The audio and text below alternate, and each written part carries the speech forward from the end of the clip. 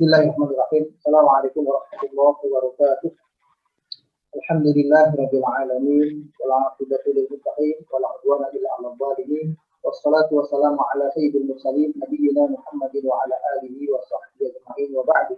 Para jemaah sekalian yang dirahmati Allah, semoga kita dalam keadaan sehat selalu dan semoga senantiasa ada dalam tunjuknya di Allah Subhanahu wa taala.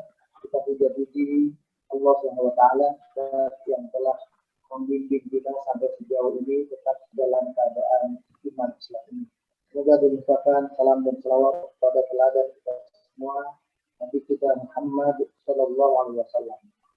Para jemaah sekalian, tadi Pak Idan menyampaikan di awal ayat 137 surah 8, perlu saya terangkan sedikit ya. Saya baca ulang. A'udzubillahi minasyaitonirrajim. Wa awrasnal qaumal ladzina kanu yustad'afuna masyariqal ard wa magharibaha allati barakna fiha. Wa tammat kalimatu rabbikal husna ala bani Israil bima sabaru. Wa dammarna ma kana yasna'u fir'aunu wa qaumuhu wa ma kanu ya'rishun. Ya. Dan kami warisi kepada kaum yang dahulu ditindas, dilemahkan itu, yaitu kaum Bani Israel, kaum Nabi Musa alaihissalam ini. Kami wariskan kepada mereka apa-apa yang menjadi peninggalan dari Fir'aun. Jadi magharibaha allati barakna fiha, ya, bagian baratnya, ya, bumi bagian barat yang kami berkahi, ya, kemudian masyariqal ard wa magharibaha. Jadi bagian timurnya, bagian baratnya yang kami berkahi. Wa tamat kalimatu rabbika, dan telah menjadi ketetapan Allah, menjadi ketetapan Allah yang telah sempurna, maksudnya sudah Allah takdirkan sedemikian rupa. Ya, ini merupakan hadiah atau anugerah kepada Bani Israel akibat atau sebab kesabaran mereka dalam perjuangan menghadapi tauhidnya ataupun berhala kekuasaan Fir'aun pada waktu itu. Ya. Oleh sebab itu kata Allah, kami hancurkan semua yang telah dibuat oleh Fir'aun dan kaumnya semua itu, dan apa yang ya'rishun yang mereka bangun, mereka tinggikan. Jadi bangunan mereka semua peninggalan mereka sudah sampai hilang. Jadi pengertian sudah barat ini dikatakan hadhil ayat tukbirana an nikmatillahil uzma ala bani Israil. Ini merupakan informasi yang besar kepada kaum Bani Israel, ya. Informasi besar kepada kita maksudnya tentang nikmat Allah yang besar yang Allah berikan kepada kaum Bani Israel. Haitsu najahum min batsi Fir'aun, ketika Allah telah menyelamatkan mereka dari jajahan, siksaan, ya, kerasnya kekuasaan Fir'aun kepada mereka. Wa anqadhahum min tughyanil akbar, dan telah menyelamatkan mereka dari sikap kesombongan kaum Akbar. Akbar itu kata lain dari Kipti, ya, kaum asli dari Mesir. Alladzina stadalluhum wa ahanuhum, yang telah menghinakan mereka, telah membuat mereka menjadi kaum yang rendah, wa sakharu, kaum yang dipandang remeh, di ardali wa asba'il ahmar, dalam segala macam hal, perbuatan dan sikap hidup itu tidak dianggap mereka tidak punya apa-apa. Nah, ayat ini kemarin kalau tidak salah sudah saya sebutkan dengan surah Al-Qasas yang 38 bahwa memang janji Allah akan memberikan kekuasaan ini pada akhirnya kepada kaum Bani Israil, ya, akan menjatuhkan Fir'aun dan kekuasaannya. Aman itu disebut apa yang mereka keluarkan, kembali kekuasaan mereka itu Allah berikan sebagai sebuah kenyataan. Penyebutan Masyariq dan Maghrib ini adalah wilayah yang dikuasai oleh Fir'aun sampai sejauh itu. Yang namanya kekuasaan Mesir itu adalah dari bagian Mesir yang sekarang ini disebut Kairo sampai bagian yang dekat dengan Israel, urusan Suez, itu adalah timur barat. Nah itu kekuasaannya meliputi itu semua, itu sudah dikuasai oleh Nabi Musa dan kaum Bani Israel. Jadi kalau kita ini bahasanya itu dari Sabang sampai Merauke, itu istilahnya semua. Bukan cuma Pulau Jawa, bukan cuma Pulau Kalimantan, bukan cuma Sulawesi, tapi sudah seluruhnya. Itu penyebutan ayat ini seperti itu. Baik. Kemudian berikutnya adalah tafsir ayat yang berikutnya 38 ini, bab 38. Wa ilahuna nastantahi ayyuhal ikhwah qissah Fir'aun wa qaumuhu. Di sini memang telah selesai kisah Fir'aun dan kaumnya. Wa ma kana min natijatihim al-mukhziyah, dan apa yang menjadi kesudahan dari kehidupan mereka yang berupa kehinaan, kejatuhan. Allati baqiyat izzatun wa ibratun ala madal azman, yang akhirnya menjadi pembelajaran dari ibrah buat manusia yang hidup pada zaman yang panjang setelah itu. Wa yang tadi al-hadits an Bani Israil, dan kita akan memulai di ayat berikutnya ini adalah penjelasan tentang keadaan Nabi Musa dan Bani Israil. Wa ma aghdaqallahu alaihim minan ni'am al-jisa, dan apa yang telah begitu banyak, telah begitu melimpah, ya Allah berikan kenikmatan, kekuatan kembali kepada kaum Bani Israil. Wa arahu minal ayatil idham, dan bahkan Allah perlihatkan kepada mereka tanda-tanda kekuasaannya, berupa mukjizat Nabi Musa yang jelas mereka lihat, ya, sebagai kaum yang terselamatkan bersama Nabi Musa alaihissalam, kaum Israel tersebut. Tasliyatan lil mu'minin walir rasuli alaihi salatu wassalam.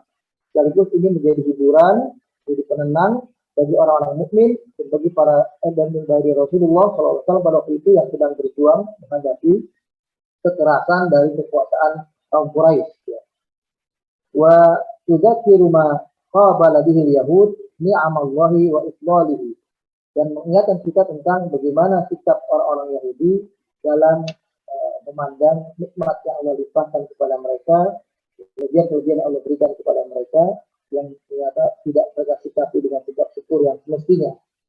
Wa tilka hiya tabi'atul yahud al-muta'assilah fi nufusihim. Ini adalah merupakan karakter wataknya Bani Israel, ya, wataknya kaum Yahudi yang terus sampai kepada masuk ke dalam jiwa-jiwa mereka, minat tamarrud wal inad, sikap keras kepalanya yang biasa tidak mudah untuk berubah, ya, walaupun perubahan itu adalah dengan dasar ilmu, dengan dasar pengetahuan. Wa fihim yaqulul bari laqad asma'uhu, alhamdulillah Allah Subhanahu wa taala berfirman dengan mengatakan tentang kisah berikutnya dari kaum Bani Israil ini adalah di ayat 38, wa jawazna bi Bani Israil al-bahra fa'atau ala qaumin ya'kufuna ala asnamin lahum qalu ya Musa ij'al lana ilahan kama lahum aliha qala innakum qaumun tajhalun. Dan telah kami lewatkan kaum Bani Israel dari lautan itu, kita selamatkan yang tidak tenggelam. Atau ala qaumin, lalu kemudian mereka berjumpa dengan suatu kaum. Jadi ketika telah selamat di seberang lautan itu ada kaum yang lain. Nah, kaum yang lain itu ternyata adalah kaum yang menyembah berhala. Ketika melihat ada kaum yang menyembah berhala semacam itu, kaum Bani Israel, umatnya Nabi Musa yang terselamatkan ini, ya, itu meminta kepada Nabi Musa, ya Musa, wahai Nabi Musa, ij'al lana ilahan kama lahum alihah. Buatkan untuk kami Tuhan sesembahan yang bisa kami sembah. Jadi ada bentuknya, ada wujudnya, yang mudah kami langsung sujud kepadanya, beribadah kepadanya. Sebagaimana ada pada kaum tersebut Tuhan, mereka punya berhala, ya, yang disimbolkan sebagai simbol penyembahan kepada Tuhan. Lalu mereka juga minta simbol tersebut. Qala innakum qaumun tajhalun, maka Nabi Musa mengatakan, memang kalian adalah kaum yang jahil, kaum yang sudah betul-betul luar biasa kejahiliahannya. Inna haula mutabbarun ma hum fihi wa batilun ma kanu ya'malun. Ya.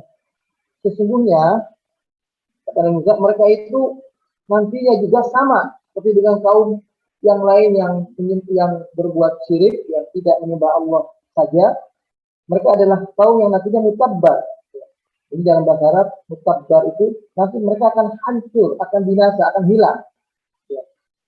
Wa batilu ma kanu ya'malu, dan apa yang mereka perbuat dengan ibadah yang semacam itu adalah ibadah yang sia-sia, ibadah yang tidak ada nilainya dan tidak akan memberikan apapun ganjaran bagi mereka di sisi Allah Subhanahu wa taala.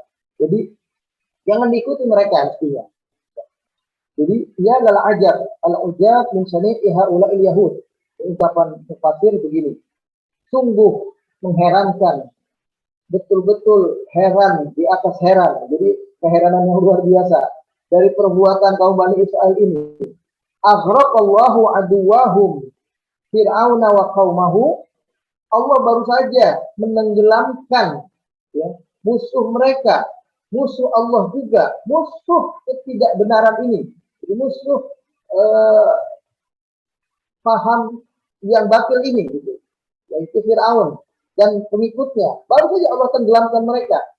Wa najahum mimma kanu fihi minal zulm wal istihad.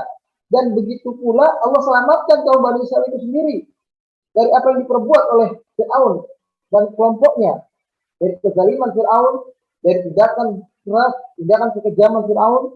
Wa'awrasahum diyara zalimin. Dan Allah telah mewarisi kepada mereka itu kampungnya, ya, orang-orang yang zalim ini. Jadi artinya Allah berikan kepada mereka. Jadi kampungnya Fir'aun itu sendiri sebetulnya kekuasaannya termasuk yang di seberang laut. Itu maksudnya mengakhiri seperti itu. Jadi apa yang diperoleh oleh Musa dan pengikutnya itu juga bahagian dari kekuasaan Fir'aun itu sendiri. Jadi bukan hanya yang di seberang lautan yang mereka sebelumnya, di seberangnya juga itu milik mereka. Wahada minnal makna masyariq wal maghrib. Bagian ini mengatakan inilah juga mungkin makna dari kata timur dan barat. Jadi ada yang di seberang laut, ada yang di seberang laut sebelahnya. Fa'adu ilal lujad, fa'adu ilal lajjadi wal inad. Tapi sayangnya kaumnya Nabi Musa ini kembali kepada lajjad wal inad. Ini dalam bahasa Arab lajjad wal inad ini artinya kurang ajar, keras kepala. Lajjad itu keras kepala, inad itu pokoknya kita nolak aja, ya. Yatlubuna min nabiyihim Musa an yasna lahum asnaman, ya. Yataqarrabuna bi ibadatihim ila Allah. Mereka meminta kepada nabi mereka yaitu Musa alaihissalam agar dibuatkan untuk mereka berhala, ya. Untuk membuat mereka jadi lebih dekat kepada Allah Tuhan mereka. Jadi sebetulnya kaum Bani Israil ini maksudnya juga tetap menyembah Allah, tapi mestinya ada simbolnya. Dan Allah nggak nampak, nggak kelihatan, simbolnya mesti ada. Simbol itu adalah bentuk berhala. Itu maksudnya kaum Bani Israil. Wa innahu lamuntahal himaqah was-sifah. Ini merupakan ujungnya dari sikap kebodohan kejahilian yang luar biasa. Walihada dzakarahu Musa bi uslub ta'ajjub wal istinqar limithli hadha talab al-ajib. Maka dari itu Allah menerangkan tentang Nabi Musa, sikapnya, ya, yang penuh keheranan, penuh sesuatu yang sangat nggak terpikirkan sebelumnya, ya, bahwa kaumnya akan meminta sebuah permintaan semacam itu. Mimman yadda'a al-iman wa tauhid, dengan begitu saja meninggalkan keimanan dan tauhid yang sudah mereka pahami selama ini. Nah, itu dia berikan dalam surat dalam ayat yang ke-140. Ya. Qala aghairallahi abghikum ilahan wa huwa faddalakum 'alal 'alamin. Ya. Musa mengatakan, apakah terhadap selain Allah lagi kalian mengharapkan supaya aku mengajak kalian beribadah kepada Tuhan selain Allah? Padahal Allah telah memberikan tafdil, keutamaan yang begitu banyak, ya, kepada kalian dan dibandingkan dengan apa yang diperoleh oleh umat-umat sebelumnya. Itu seperti itu. Nah, ini perubahan kisah dari kisah Nabi Musa bersama dengan Fir'aun dengan kisah Nabi Musa bersama dengan kaum Israel. Saya ingin mengajak juga barangkali tidak salahnya mengutip keterangan dari saya tutup di dalam tafsirnya beliau, ya, saya buka di tafsirnya tertutup kita, ya. Beliau katakan begini,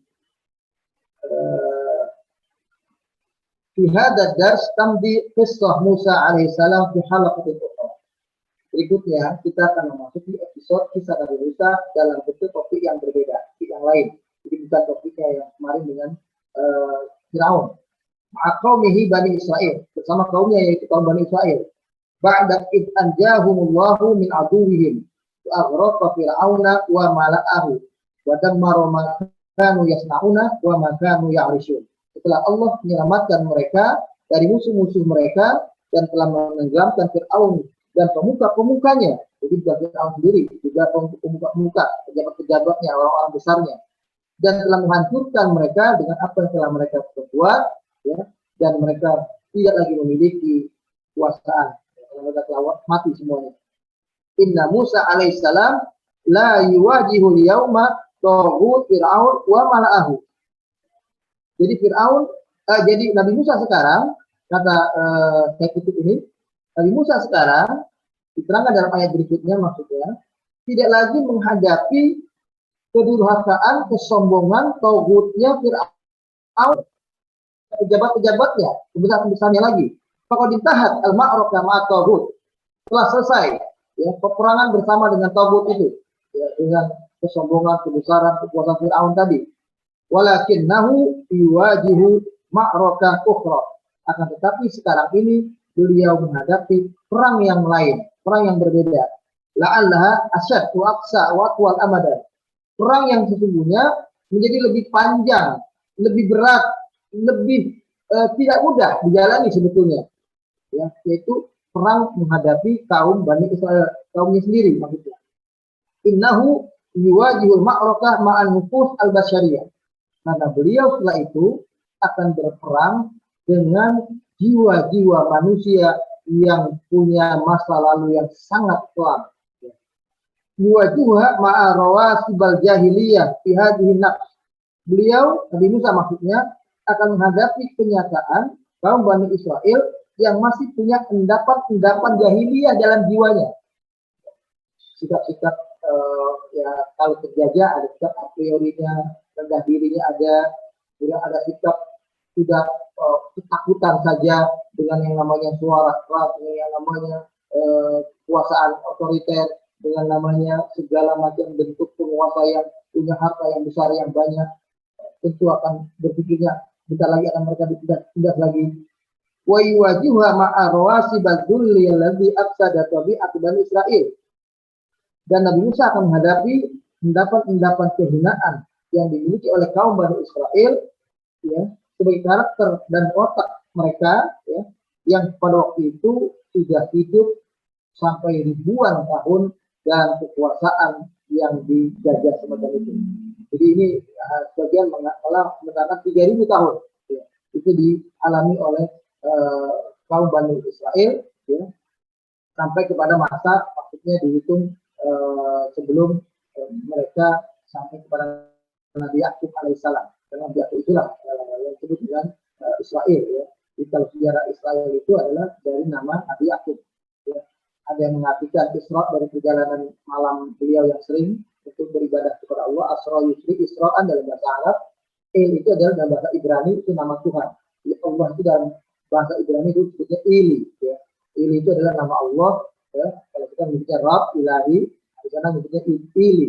Nah, makanya itu Israel. Nah, Israel itu adalah Nabi Yakub alaihissalam. Jadi balik dari Nabi Yakub. Ada dia mengartikan Israel itu Isra dalam arti yang suka takarrub, dekat kepada Allah. Itu demikian. Ya. Terlepas dari itu, tapi mana yang benar, apakah Isra dalam arti perjalanan malam atau Isra dalam arti takarrub? Tapi yang dimaksud adalah nisbah kepada apa yang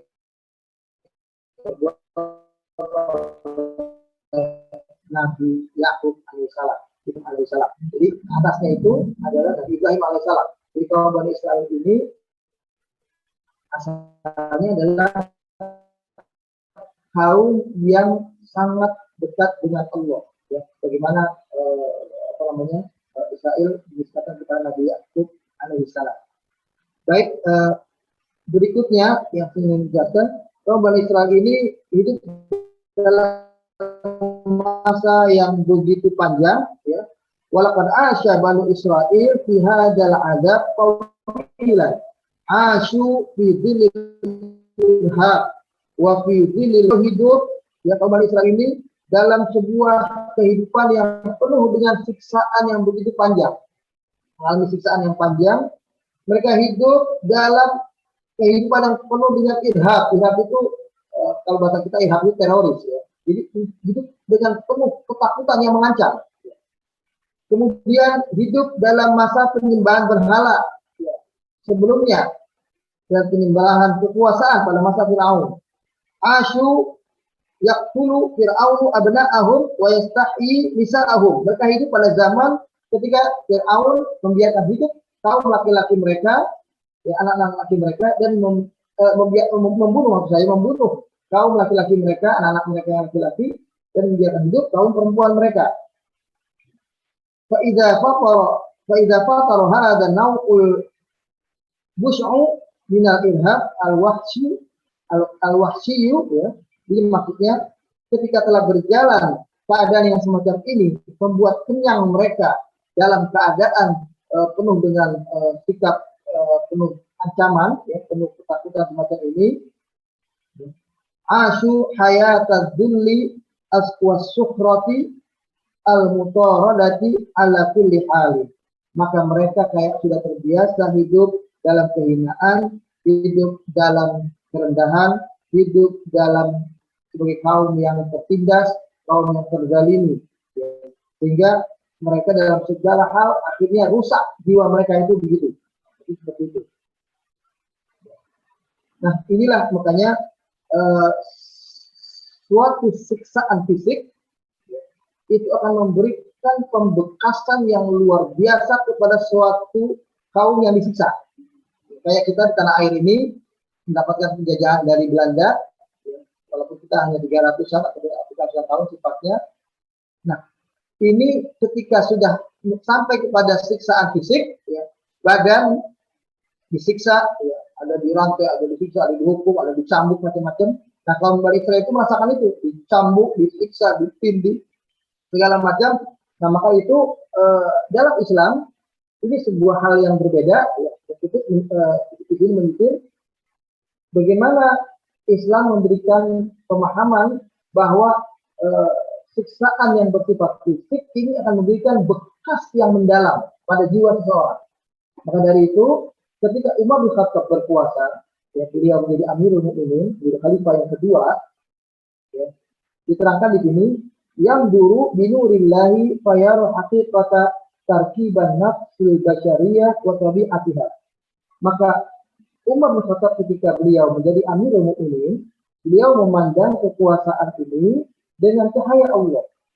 Artinya beliau menganggap ini bukan kekuasaan semau dirinya, tapi ini adalah amanah Allah yang harus dia laksanakan, ya, untuk membimbing manusia ini justru kepada kebaikan-kebaikan. Jangan sampai jiwa mereka yang mestinya menjadi makhluk terhormat di sisi Allah, di pandangan Allah mereka adalah makhluk terhormat manusia ini, melebihi bahkan bisa malaikat dan jin sekalipun, ya, bahkan binatang itu semuanya. Ini maksudnya kita ini makhluk terhormat manusia. Maka ini jangan sampai ada siksaan yang bersifat fisik. Maka ketika beliau, ya, mengangkat seorang gubernur, mengangkat seorang bupati kalau bahasa sekarang, ya, dulu itu Amir provinsi di Mesir. Jadi waktu beliau berkuasa, pusat kekuasaan ada di Madinah, dari Madinah, itu kan sampai ada menyeberang ke Irak, ke Mesir. Nah, itu ada gubernur di Mesir, ada gubernur di Baghdad. Ya. Nah, maka termasuk di Syria juga ada gubernur. Nah, selalu Umar bin Khattab berpesan begini, wala tadribu absyarahum fatadalluhum. Jangan sampai kalian sekali-kali menyiksa, ya. Kalau mau menghukum rakyat kalian, jangan sampai menghukum fisik, hukum sampai mencambuk mereka, katakanlah sampai membuat luka kulit mereka, badan mereka, maka itu akan membuat mereka hina. Jadi jangan sampai terjadi hukuman seperti itu. Kalaupun ada hukuman yang berbeda, ya, tidak langsung kepada fisik. Karena ya'lamu anna dharbal basyarah yudillun nasa. Karena pukulan yang ditimpa oleh seseorang, oleh anak manusia, itu akan memberikan bekas kehinaan pada seseorang. Jadi kayak Nabi pun melarang memukul istri dengan wajah pada bagian wajah, yang melarang untuk anak pada bagian fisik. Kalaupun terpaksa ambil fisik yang bagian yang lain, itu bagian tubuh, bagian belakang. Jadi kalau terpaksa akan dipukul. Jadi sebisa mungkin tidak ada pukulan. Ya, siksaan dalam bentuk mungkin cukup dibentak, cukup dimarahi, cukup katakanlah kalau bahasa sekarang itu diembargo atau diberikan batasan-batasan yang terbatas bagi seseorang, barangkali pilih seperti itu atau bentuk yang lain, yang penting jangan langsung kepada fisik. Nah di sini diceritakan Umar bin Khattab berpesan seperti itu. Nah sampai suatu saat, falamma anna daraba ibnu Amr bin As, ceritanya sampai kepada cerita tentang ada anaknya gubernur Mesir, yaitu anaknya Amr bin As, berkelahi memukul anaknya kaum Bani Israel. Bukan, di sini anaknya kaum asli dari orang Mesir. Ya, jadi di sini diceritakan falamma anna darba ibna Umar Amru bin As fataha Misr wa hakama Muslim, negeri Mesir yang sudah dibuka, ya, dan dia gubernurnya itu Amru bin As. Zahara ibnu Qibti min ahli Misr, ya, itu mengadu, ya, mulai menampakkan kaum ibnu Qibti ini anak daripada asli kaum Mesir ini, ya, kaum Qibti. Ya. La'alla siyatur ruman kanat atharuha ala zahrihi ma kazal, ya. Padahal jajahan yang dialami oleh kaum Qibti, kaum Mesir ini, dengan jajahan kaum Romawi sebelumnya, ya, beratus-ratus tahun mereka juga mengalami siksaan dari kaum Romawi, itu boleh dibilang begitu mengalami siksaan, begitu mengalami kejadian yang terjadi, jadi ada hukum anaknya gubernur menghukum anaknya salah seorang kaum Qibti, ya, di Mesir ini. Mereka langsung ngadu kepada Umar bin Khattab, liyashku ila Umar bin Khattab wasafaro syahron ala zahri naqah,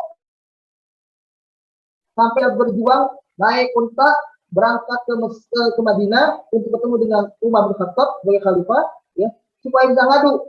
Padahal itu perjalanan sebulan, ya, dengan unta dari Mesir ke Madinah perjalanan sebulan. Nah saat itu tujuannya adalah untuk mengadu kepada Umar bin Khattab sebagai khalifah, ya, hada sautul wahid alladzi nala ibnahu, cuma satu cambukan yang mengenai anaknya. Jadi anaknya si orang Qibti, orang Mesir ini tercambuk, ya. Cambukan yang satu itu dilaporin sampai ke Madinah dalam perjalanan naik unta yang sebulan itu. Padahal ratusan, bahkan ada yang ribuan tahun sebelumnya dalam kekuasaan Romawi itu orang-orang Mesir dalam siksaan yang luar biasa itu udah kayak nggak merasa apa-apa. Tapi begitu Islam datang, yang sudah dipesankan dari awal oleh Umar bin Khattab bahwa tidak boleh gubernur dimanapun dalam kekuasaan Islam ini menghukum secara fisik, maka ini menjadi alasan bagi kaumnya, bagi penduduk Mesir waktu itu untuk melaporkan keadaan ini. Karena cuma satu cambukan.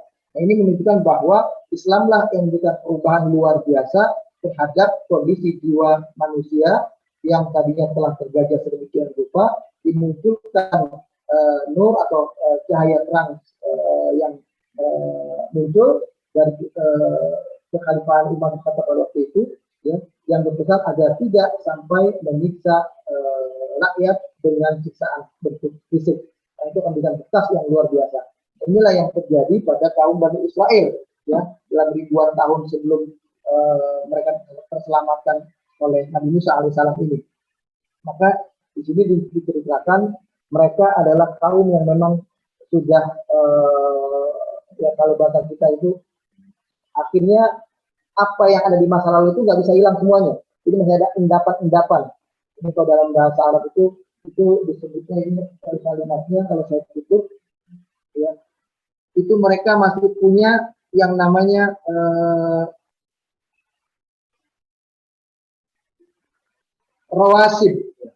rawasibal jahiliyah fihadi nafs, yaitu endapan-endapan, ya, sisa-sisa masa mereka disiksa, dizalimi pada kekuasaan sebelumnya. Ini yang membuat kaum Bani Israel itu keadaannya seperti itu. Jadi istilahnya keadaannya mereka digambarkan di sini lebih lanjut. Kalau saya tutup, ini Begitu mengatakan innahal adwa tusibul arwah kama tusibul ajsam. Yang terjadi pada kaum Bani Israel ketika mereka mendapat siksaan pada masa Fir'aun dan kekuasaan sebelumnya yang menyiksa mereka, yang menzalimi mereka, itu adalah sampai tidak hanya kepada badan saja. Jadi dari badan yang tersiksa membekas sampai kepada jiwa mereka. Jadi tusibul arwah sampai kepada ruh mereka, itu kena istilahnya. Walakinnaha la tusibuha hatta yakuna ladaiha istidad wa tahayyu wal alqabilah wa hiya tabi'atu Bani Israil. Namun demikian, yang seperti itu sebetulnya tidak bisa atau istilahnya bisa hilang sebagaimana yang pernah dialami oleh Nabi Musa alaihissalam ketika mengajak mereka buat mereka itu berhadapan dengan Firaun dan bala tentaranya. Artinya ada keberanian, ada sedikit mau melawan. Di kondisi itu waktu itu boleh dibilang di masa Firaun itu kan tidak terbiasa orang terbiasa dalam kejahiliaan, terbiasa dalam salah, terbiasa dalam kemungkaran. Jadi kalau ada yang mau bangkit itu kita ujungnya kita jatuh juga kita kalah ngapain nah, itu begitu. Nabi Musa lah yang memulai perlawanan yang akhirnya membuat mereka bisa pada akhirnya menjatuhkan kekuasaan Fir'aun. Tapi rupanya endapan-endapan bekas pengaruh zaman kekuasaan Fir'aun yang telah menyiksa mereka, menjajah mereka lama seperti itu tidak hilang atau tidak mudah hilang begitu saja. Ya. Di sini dikatakan tabi'ah Bani Israel ini, ya, jadi tabi'ah mukhalkhalah al-azimah, yaitu tabiat yang tidak mudah untuk hilang, ya, menghilangkan masa lalu mereka. Dha'ifatur ruh, ini mereka adalah orang yang jadi lemah secara mental, secara jiwa. Ma takadu tahtadi hatta tadil.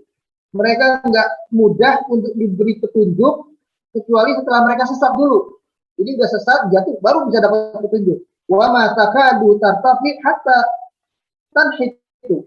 Jadi mereka tidak mudah diajak bangkit, naik, kecuali mereka udah ngalami jatuh dulu. Jadi udah ngalami jatuh dulu, baru bisa diajak bangkit. Wa ma takadu tamdi fit tariq al-mustaqim hatta tartakis wa tantakis. Dan mereka juga tidak mudah diajak ayo menuju jalan yang rata, jalan yang lurus, ya, sampai kemudian mereka menuju sandungan-sandungan batu. Dia udah kesandung dulu, baru dia pengen jalan yang lurus. Udah sakit dulu, baru dia pengen jalan yang benar. Itulah keadaan jiwa Bani Israel. Dzalika ila ghalat fil kabat. Ini adalah sesuatu yang membekas di dalam jiwa seseorang yang keliru, yang salah. Ya. Ini ghalat. Ya. Watas lubu anil haq, ini membuat mereka akhirnya tertutupi, ya, daripada nilai-nilai kebenaran. Wa qasawatu fil hissi wasyu'ur, membuat jiwa mereka keras, ya. Jadi mereka menjadi orang yang keras kepala, ya, keras perasaan, ya. Tidak mudah untuk istilah jiwanya itu sudah enggak lembut lagi gitu untuk diajak kepada kebenaran. Susahnya bukan main. Wahahum ula ala tabi'atihim tilka. Itulah yang terjadi, ya, pada karakteristik atau wataknya kaum Bani Israel. Makanya hahum ula ma yakaduna yamurruna biqaumin yaqufuna ala asnamin lahum hatta yansau ta'lima aktar min al-20 aman mundu anja'ahum Musa alaihissalam. Begitulah mereka ketika mereka baru saja melewati suatu kaum yang menyembah berhala. Mereka melihat itu, mereka nggak lupa tuh bahwasanya dulu mereka juga pernah melakukan itu setelah 20 tahunan lebih. Jadi Nabi Musa berhadapan dengan Firaun itu dalam sejarah dikatakan 20-an tahun. Ada yang mengatakan 23 tahun. Jadi seperti masa perjuangan Nabi kita Muhammad SAW. Jadi dari Nabi Musa mulai menyuarakan kebenaran kepada Firaun, sampai akhirnya Allah selamatkan dari kejaran Firaun sehingga Firaun tenggelam di laut merah itu adalah masanya 23 tahun. Nah, waktu yang 23 tahun, mestinya kan buat mereka lupa dengan penyembahan berhala itu. Yang sebelumnya, karena sudah diajarin tauhid oleh Nabi Musa alaihissalam, mestinya lupa. Begitu mereka melihat orang-orang lain menyembah berhala, mereka ingat lagi dengan penyembahan berhala seperti itu. Artinya penyembahan Tuhan yang perlu simbol. Mereka ingat lagi. Nah, ini yang membuat karakteristik Bani Israel itu nggak bisa hilang dari endapan jahiliyahnya di masa ribuan tahun sebelumnya. Kemudian dikatakan di sini yang Nabi Musa mengajarkan tauhid kepada mereka. Faqad dzakarat ba'dur riwayat annahu amdo fi Misr salasa isrina wa isrina aman. Ada riwayat yang mengatakan bahwa di Mesir itu Nabi Musa berhadapan dengan Firaun itu masanya 23 tahun. Mundu anna wajaha Fir'aun wa mala'ahu bi risalatihi ila yaumil khuruj min Misr. Dari waktu ketika mulai dia berhadapan dengan Fir'aun, wahyu dari Allah supaya berhadapan dengan Fir'aun, ya, dengan dakwahnya yang mengajak orang kepada tauhid, itu sampai kepada hari mereka terselamatkan dari Mesir, itu mencapai waktu 23 tahun. Mujtazan di Bani Israel al-Bahar, sampai Allah selamatkan dari Bani Israel itu dari lautan. Bal hatta yansau mu'jizah al-lahbah allati anqadathum min Fir'aun. Bahkan kaum Bani Israel ini kayak baru aja Allah selamatkan, bahwa yang menyelamatkan itu adalah Allah, bahwa itu yang keyakinan mereka lah yang buat mereka jadi selamat. Dan ketika mereka akan itu dalam surat Asy-Syu'ara diterangkan, ya, kalau mau dilihat surat Asy-Syu'ara surat yang ke-26 pada ayat yang ke-60-an itu diterangkan, ya. Falam mataro'al jam'an, tatkala dua kelompok besar itu sudah saling berhadapan, ya. Jadi surat Asy-Syu'ara ayat 61. Falam mataro'al jam'an, ya, tatkala dua pasukan besar, yaitu pasukan Fir'aun dan bala tentaranya di belakang, dan Nabi Musa dengan Bani Israel yang sudah berhadapan dengan laut di depan mereka. Qala ashabu Musa inna lamudrakun. Kaumnya Nabi Musa mengatakan kepada Nabi Musa, ya Musa, kita sudah terkepung, di depan kita laut, di belakang kita Fir'aun dan bala tentaranya yang siap akan membunuh kita semua. Ketika itu Nabi Musa menjawab dengan jawaban yang penuh keyakinan tauhid, penuh dengan keyakinan kepasrahan terhadap pertolongan Allah. Beliau mengatakan, kalla inna ma'aya rabbi sayahdin. Kali-kali tidak benar anggapan kalian. Bersama aku ada Allah Tuhanku. Dia pasti akan memberikan jalan keluar kepadaku. Dia pasti akan menolong aku, kata Nabi Musa alaihissalam. Itu kan berarti adalah baru saja kejadian keselamatan mereka dari kejaran Fir'aun, ya, yang akhirnya Fir'aun tenggelam di Laut Merah itu merupakan pelajaran tauhid.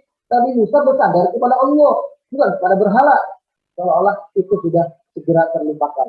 Ya.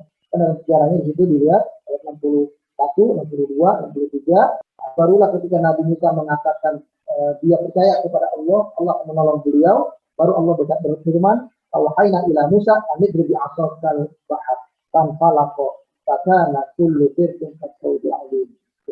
Nabi Musa sebenarnya belum tahu bahwa tongkatnya akan bisa membelah laut. Kalau dia sudah tahu sebelumnya, maka jawaban Nabi Musa, "Kalla inna indil asal." Tenang, saya punya tongkat. Bila darabtu al bahar, kalau saya sebutkan tongkat ini ke laut, saya faliku, maka laut ini akan terbelah. Tapi Nabi Musa tidak memberikan jawaban semacam itu. Beliau memberikan jawaban tauhid, bahwa bersama beliau ada Allah Tuhannya, dan Allah akan pasti menolong beliau, menyelamatkan beliau. Itu yang terjadi. Nah, namun yang terjadi pada kaum Bani Israel, mereka dengan mudahnya segera melupakan pelajaran tauhid yang terjadi pada peristiwa Allah menyelamatkan mereka dari kejaran Fir'aun dan bala tentara. Nah, kemudian kita akan lihat lagi sebelumnya ini, lihat lagi berikutnya di ayat 141-nya. Di sini merupakan pelajaran tentang bagaimana kelanjutan dari apa yang Allah terangkan di dalam ayat 140, bahwa Nabi Musa mempertanyakan mereka yang sudah dapat karunia Allah yang begitu besar, tapi mereka ternyata dengan mudahnya bisa lupa, baru saja Allah tolong mereka dari peristiwa besar itu. Jadi ayat berikutnya ini, "Tsumma tataba'atil ayatu wa hiya tutali'una bi uslubiha al-'aziz an akhbari Bani Israil." Maka ayat-ayat di berikutnya ini 101, 102 dan 103 nanti kita akan dapati ya uslub yang luar biasa, ya, susunan kata yang luar biasa dari Allah tentang firman-Nya ini dalam menceritakan tentang keadaan Bani Israil. Wa ma akramahumullahu bihi min anwa'in ni'am. Betapa Allah telah memuliakan kaum Bani Israil ini dengan berbagai macam kenikmatan-kenikmatan. Jadi nanti akan muncul mujizat Nabi Musa yang membuat mereka punya kelebihan-kelebihan banyak, yang intinya mereka semakin yakin dengan kebenaran ajaran Nabi Musa ini mestinya. Haitsu anqadahum min tughyan Fir'aun wa jabaruti. Ya, di mana Allah telah menyelamatkan mereka dari kesombongan kedurhakaan Fir'aun dan pengikut-pengikut pembesar-pembesarnya lainnya. Wa ma kana yaf'aluhu ma'ahum min durubil baqsi wa tanfil. Dan apa yang telah diperbuat dari perbuatan Fir'aun yang telah menyiksa mereka, memukul mereka, menghukum mereka. Faqad ista'badahum wastadallahum. Di mana waktu itu Fir'aun sudah betul-betul sampai menjadikan mereka budak-budak, menghinakan mereka, dikerjakan secara paksa. Ya. Wa qatala abnahum, membunuh anak-anak laki mereka, wastahya nisahum, membunuh anak-anak perempuan mereka. Ila an ahlakahu Allahu wa qaumahu. Sampai akhirnya Allah hancurkan Fir'aun dan bala tentaranya, ya, dan kaumnya. Wa najja Bani Israil min dzalikal azab, dan Allah selamatkan Bani Israil dari azab yang menghinakan semacam itu. Wa qad ja'at bil ayatu tudzakiruhum bi tilka ni'am al jalilah. Maka ayat-ayat yang berikutnya nanti akan menerangkan betapa banyak nikmat demi nikmat yang akan mereka Allah berikan kepada mereka. Liyashkuru rabbahum 'alaiha. Semua ini agar kaum Bani Israil lebih mensyukuri, lebih bersyukur kepada Allah mereka. Ya, jadi lebih bersyukur kepada Allah. Wa yastajibu li da'wati, dan agar mereka lebih siap untuk menerima dakwah Nabi Musa yang akan siap dengan ajaran-ajaran sama. Dia akan memberikan petunjuk kepada mereka. Ada dalam kitabnya nanti yang disebut dengan Taurat, bagaimana yang harus mereka lakukan sebagai umat manusia, ya, yang bertauhid, yang menyembah Allah ini, menjalani kehidupan mereka. Itu mestinya lebih mudah berikutnya akan menerima dakwah Nabi Musa semacam itu. Kemudian karena Nabi Musa lah, ya, al-munki dan lahum minal karod wadiqi, Nabi Musa lah yang telah menyelamatkan mereka dari segala macam kesusahan, kesempitan, ya, segala macam penderitaan mereka. Wa bidzalika yaqulul Qur'anul Karim. Maka dari itu ayat yang ke-141 bunyinya adalah wa id najjainakum min ali fir'auna yasumunakum su'al azab yuqatiluna abna'akum wa yastahyuna nisa'akum wa fi dzalikum bala'un min rabbikum 'adzim. Ya, ada yang membaca wa id anjainakum. Jadi dalam riwayat ini Al-Qur'an ada yang membaca najjainakum, ada yang membaca anjainakum.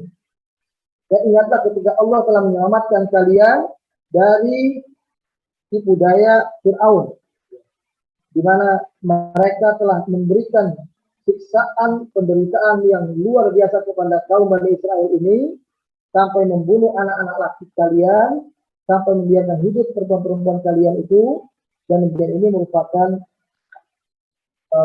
karunia, balasan dari Allah Tuhan kalian yang begitu besar. Nah saat itu, ya, setelah peristiwa ini, yang terjadi adalah di ayat yang ke-102, wa'dullahi li Musa bi inzali Taurat alaihi. Janji Allah akan memberikan satu kitab petunjuk kepada Nabi Musa alaihissalam. Wa tataba'atil ayat, ya, tasrudu ala musami'inal ahdath al-jalilah.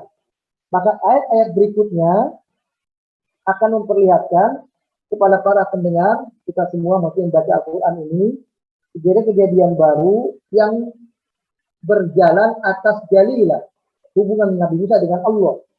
Allati hadatsat li nabiyillahil kalim, yang terjadi pada Nabi Musa alaihissalam yang sempat berbicara. Ya. Musa bin Imran alaihi afdhalus salatu wa taslim, ya. Nabi Musa alaihissalam ini sempat berbicara dengan Allah. Faqad wa'adahu Allahu an yunzila alaihi kitaban. Maka Allah Subhanahu wa taala menjanjikan kepada Nabi Musa akan menurunkan sebuah kitab, ya, kepada Nabi Musa alaihissalam ini. Yakunu dusturan li Bani Israil, ia akan menjadi undang-undang, akan menjadi peraturan hidup bagi kaum Bani Israel.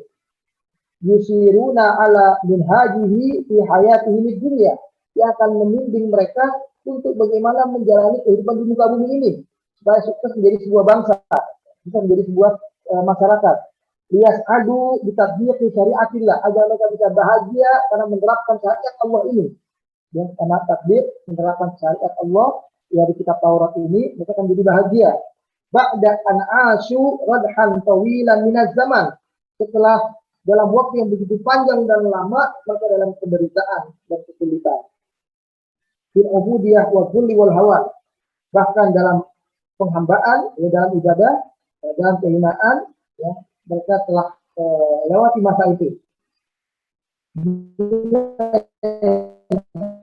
Disebutkan dalam ayat 142 bahwa adna Musa salatina lailatan wa tamamnaha bi asyrin, dan kami telah menjanjikan kepada Nabi Musa 30 malam.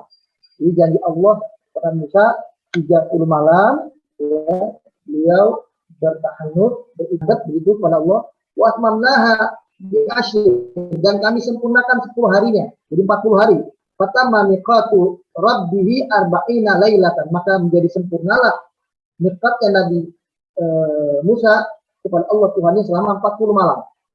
Ya. Wa qala Musa li akhihi Harun ukhlufni fi qaumi, dan Nabi Musa sempat berkata kepada saudaranya yaitu Nabi Harun, ya, jadilah engkau pengganti aku untuk mengawasi kaum ini. Jadi memimpin kaum ini, mengontrol kaum ini, memimpin kaum ini, ya. Nabi Harun diberikan amanah. Nabi Musa sendiri menghadap Allah langsung selama 40 malam tadi. Wa aslih wa la tattabi' sabilal mufsidin. Ya, berbuat baiklah, ya, dalam memimpin kaumnya ini, dan jangan ikuti jalannya orang yang merusak. Jadi kalau ada antara kaum yang merusak, jangan diikuti. Itu pesan Nabi Musa kepada Nabi Harun. Ya. Ruya anna Musa alaihissalam wa'ada bani Israil wa huwa Musa. Diriwayatkan bahwa Nabi Musa alaihissalam, ya, memberikan janji kepada kaum Bani Israel bahwa mereka akan bisa, ya, bahwa janji itu disampaikan di Mesir bahwa mereka akan bisa kembali kepada Baitul Maqdis. Ini janji Nabi Musa alaihissalam. Dan itu akan diawali dengan kita hidup di atas petunjuk Allah. Ada aturan Allah, ada dustur Allah yang akan membuat kita selamat hidup kembali kepada keadaan mereka semula, keadaan yang merdeka, keadaan yang tidak terjajah, keadaan yang tidak tertindas. Ya. In ahlakallahu aduwahum an ya'tiyahum bi kitabin min indillah. Bahwa jika datang apa yang terjadi di masa lalu, ya, mereka terjajah, Allah selamatkan mereka dari musuh-musuh mereka, bahwa Allah janjikan akan mendatangkan kepada mereka kitab dari sisinya. Fihi bayanun ma ya'tuna wa ma yadaruna. Di dalam kitab Allah itu yang akan Allah janjikan akan ada kepada kaum Bani Israel ini, kitab itu isinya adalah apa yang harus mereka datangi, yang harus mereka perbuat, dan apa yang harus mereka tinggalkan. Ada dalam petunjuk tersebut. Falamma halaka Fir'aun, maka tatkala Fir'aun akhirnya hancur, ya, tenggelam itu dalam bentuk tenggelam tadi, sa'ala Musa rabbahul kitab. Ya, saat itu kaum Bani Israel meminta kepada Musa janjinya. Wahai Musa, mana janji kitab itu? Engkau katanya akan membuat akan memberikan kepada kami kitab yang membimbing kami, menjadi aturan buat kami dalam hidup ini supaya kami bisa selamat hidup, tidak akan kembali terjajah seperti masa-masa sebelumnya, masa lalu.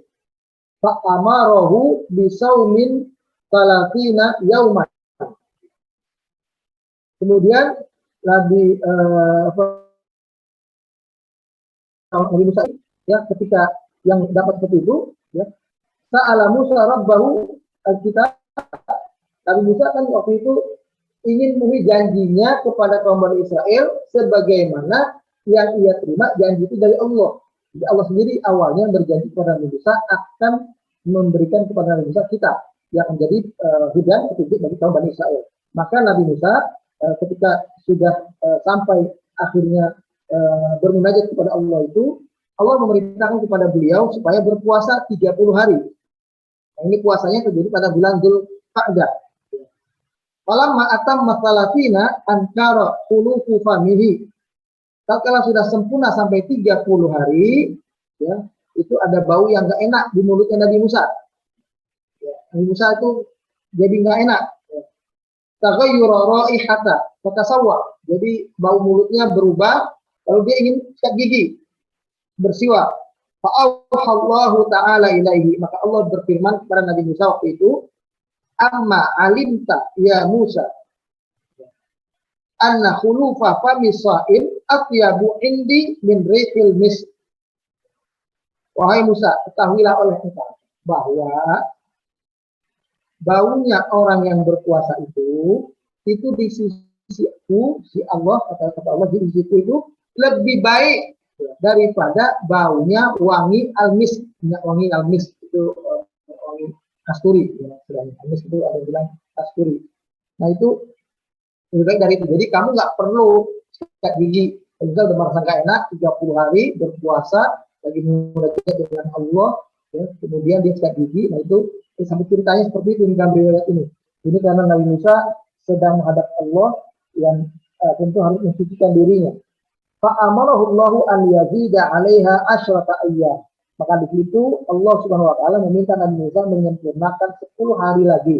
Ini diterangkan dalam tafsir At-Tabari, tafsir Imam Al-Qurtubi, tafsir Ibnu Katsir, Al-Alusi dan lain-lainnya menceritakan kondisi yang sama tentang riwayat ini.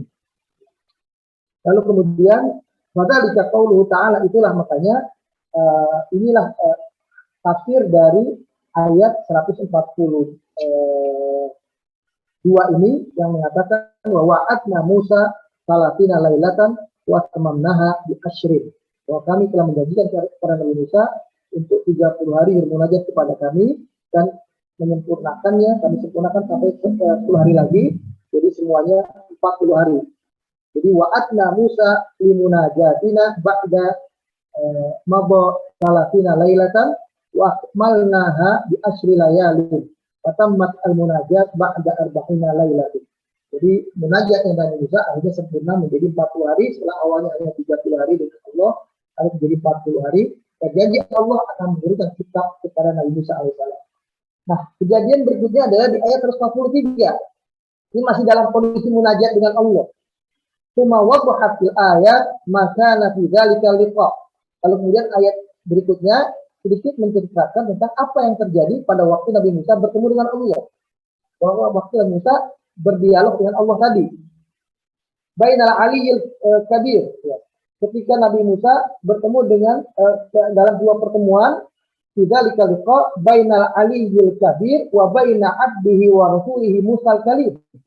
Sebuah pertemuan istimewa antara zat yang maha tinggi, yang maha besar yaitu Allah, dan dengan hambanya dan rasulnya yaitu Nabi Musa alaihissalam. Jadi ayat 143 ini adalah selingan cerita ketika ayat 142 tadi terjadi. Yaitu ketika Nabi Musa sedang munajat 40 hari, ada sebuah peristiwa. Nah, peristiwa ini diceritakan di ayat 143. Ya, memang nggak langsung berhubungan dengan Bani Israel. Tapi nantinya akan juga jadi keyakinan Bani Israel dan keyakinan kita umat Islam juga, ya di situ. 143 itu diceritakan tentang ya haitu innahu ba'da an sami al kalamil jalil ba'da an sami al kalamal jalil, bahwa yang terjadi adalah ketika Nabi Musa sudah mendengarkan Allah berbicara dengan dia, ya, jadi ada suara Allah, ya, Nabi Musa alaihissalam istaqa ila ru'yati rabbih. Nabi Musa rindu, pengen melihat Tuhan. Jadi sudah dengar Allah berbicara kepadanya, Nabi Musa berkeinginan juga ingin melihat Allah Subhanahu wa taala. Fatalaba minallahi jalla wa ala, maka dia minta kepada Allah jalla wa ala an yuriyahu zatahu al-muqaddasah, agar Allah memperlihatkan zatnya yang agung itu. Jadi Nabi Musa minta agar Allah memperlihatkan dirinya, ya. Di sini yakni bil basar, ya, melihat dengan mata kepala maksudnya. Di anna taladdus bi sima'i kalamil habib, karena mendengar suara Allah saja dia merasakan sebuah kenikmatan yang luar biasa. Jadi nikmat, enak gitu rasanya mendengarkan suara Allah. Bagaimana dengan melihat Allah? Pasti lebih enak lagi. Makanya Nabi Musa pengen melihat Allah. Yazidu fil syauqi ilaihi wal hanin. Jadi rasanya pengen lagi, ada kayak kita udah kangen gitu, rindu banget pengen dapat melihat Allah Subhanahu wa taala. Jadi saat itu Nabi Musa karena mendengar suara Allah sudah seperti itu, enaknya, maka dia membayangkan bagaimana kalau melihat Allah, itu akan lebih enak lagi. Fahuwa qad sami'al kalam duna wisatatil malak. Bayangkan, Nabi Musa waktu itu mendengarkan suara Allah langsung tanpa perantara malaikat. Duna wisatatil malak, tanpa perantara malaikat. Jadi kalau dalam bahasa itu malak itu satu malaikat, ya. Kalau malaikat itu beberapa malaikat sebetulnya. Jadi dia sudah merasakan nikmat mendengarkan suara Allah langsung tanpa perantara. Fahabba an yutimma lahu surur bi ru'yatil maulal jalil. Maka dia ingin menyempurnakan nikmatnya itu setelah nikmat mendengar dengan nikmat melihat. Saat itu demikian. Maka ayat 103 inilah bunyinya. Walamma ja'a Musa limiqatina, maka tatkala Nabi Musa sudah ada dalam munajat dengan kami, dalam pertemuannya dengan kami itu, ai lil waqtil ladzi haddatnahu lahu, ya, wa kallamahu rabbuhu, yaitu waktu yang sudah Allah tentukan, yaitu 40 hari, yang Allah telah berbicara dengan Nabi Musa. Di penghujungnya Nabi Musa bilang begini, Rabbi arini andur ilaika, ya Allah, ya, perlihatkanlah dirimu agar aku bisa melihat engkau, kata Nabi Musa. Qala Allah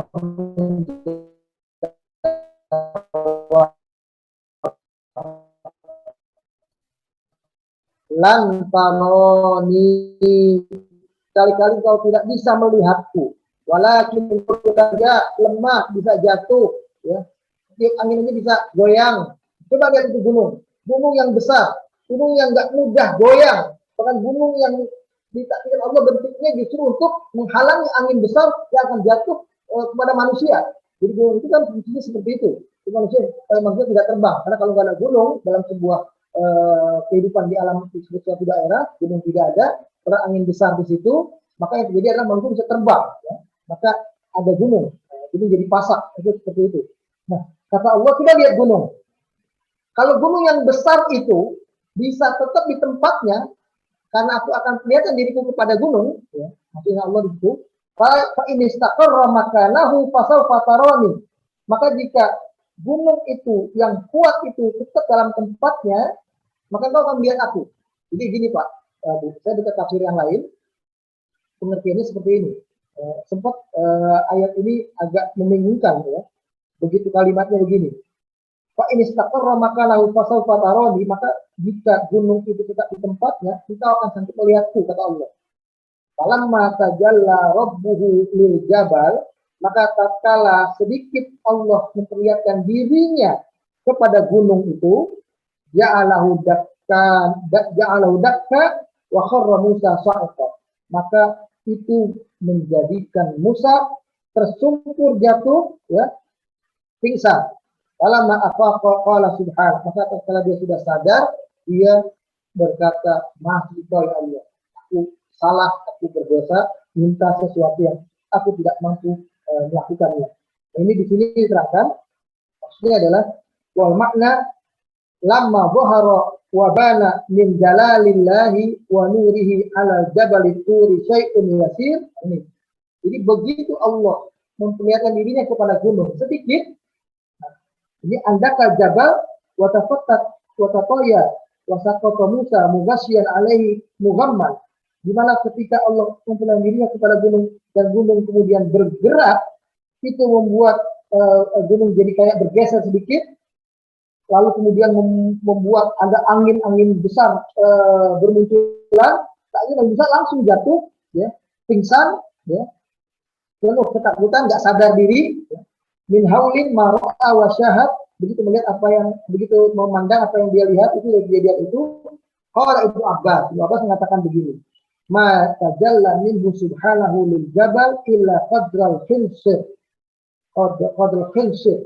Allah tidak memperlihatkan dirinya kepada gunung kecuali sekedar satu kelingking.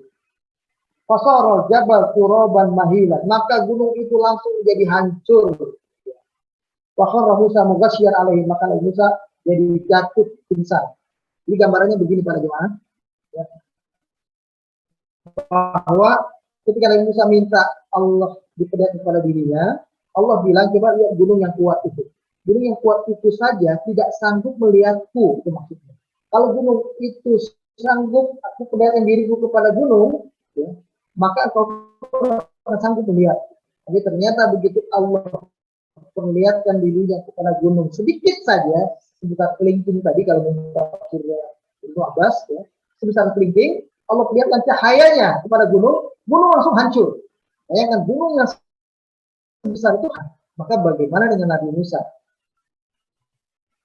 Kalau kelingking Allah tadi kepada gunung itu terlihat kepada Nabi Musa.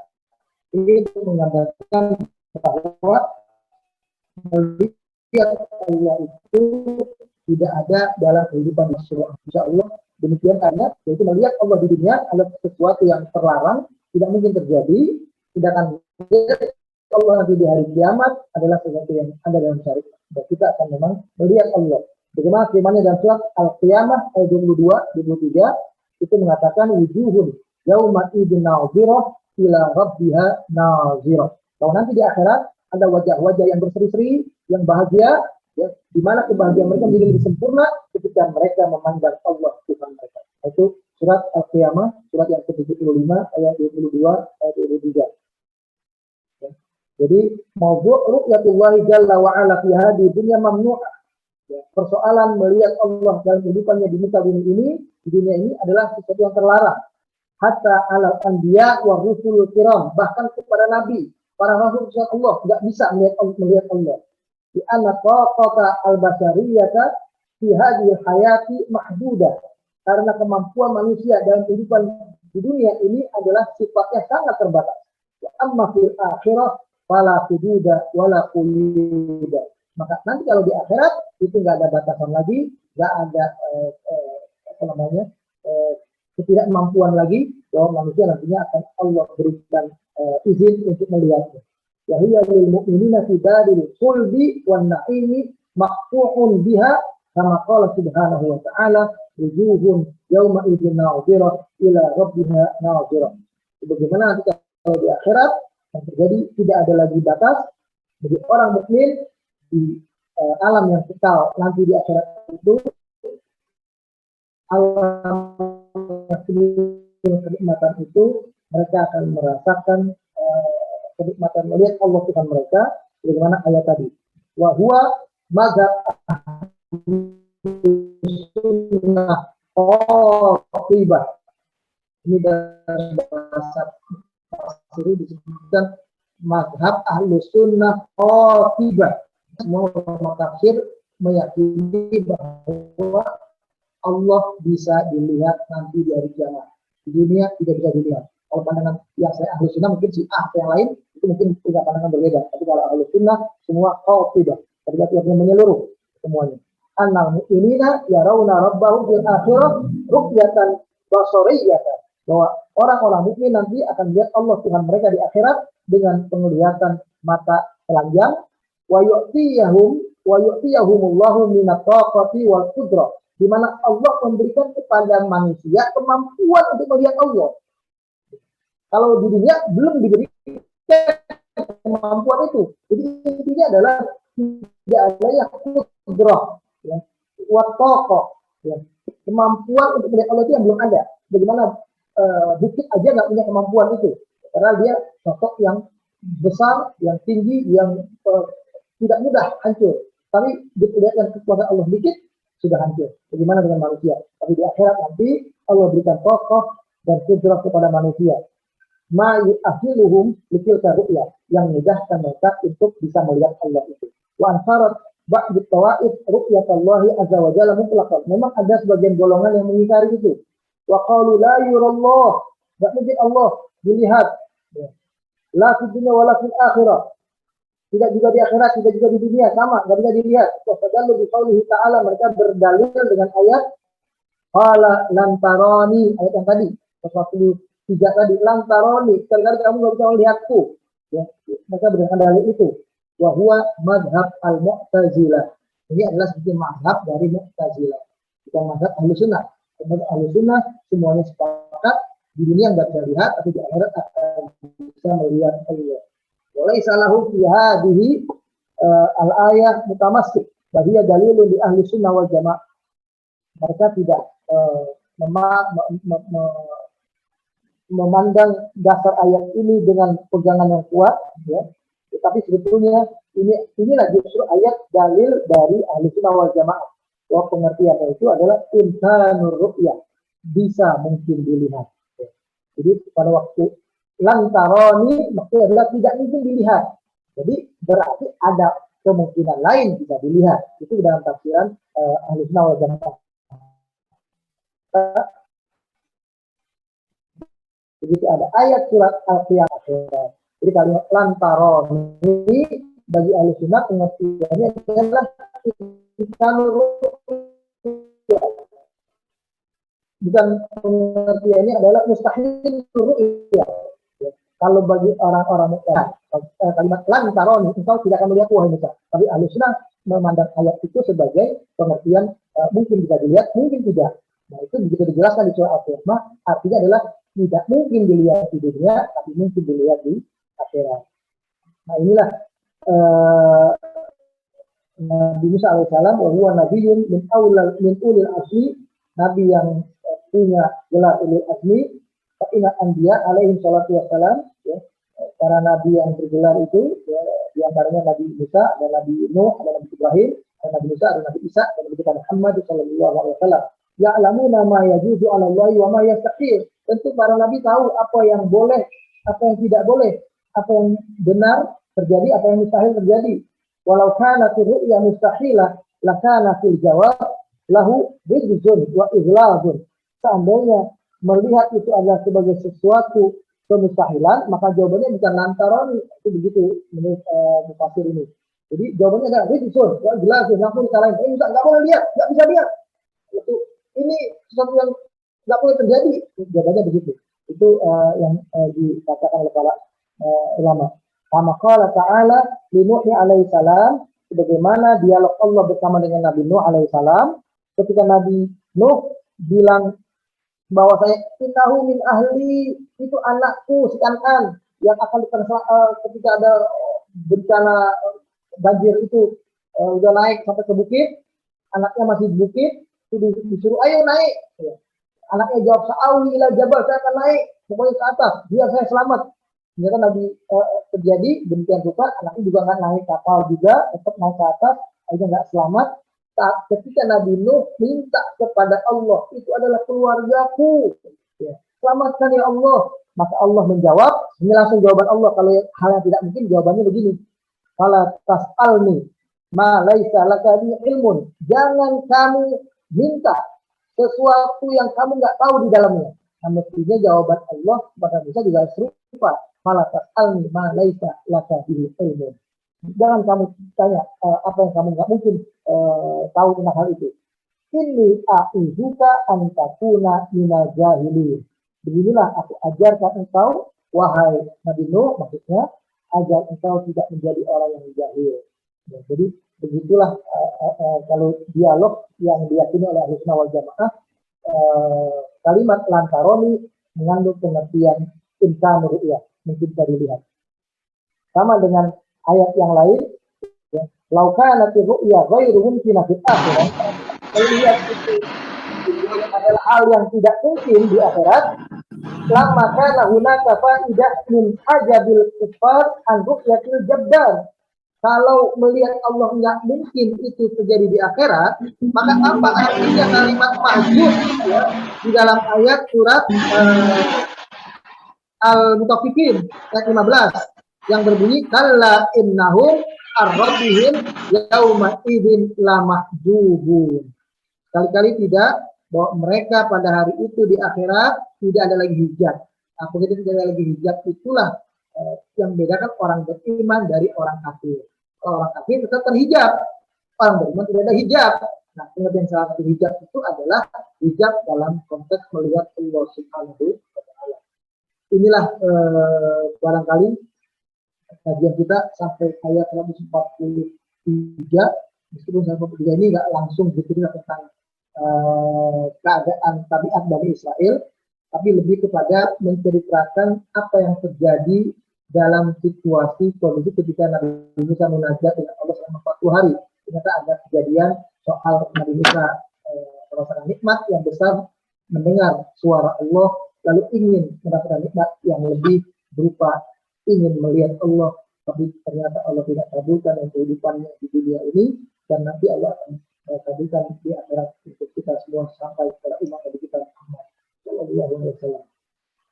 Sampai di sini barangkali Pak Idam dan para jemaah sekalian yang saya hormati, saya batasi karena kesempatan kita untuk berdialog. Silakan.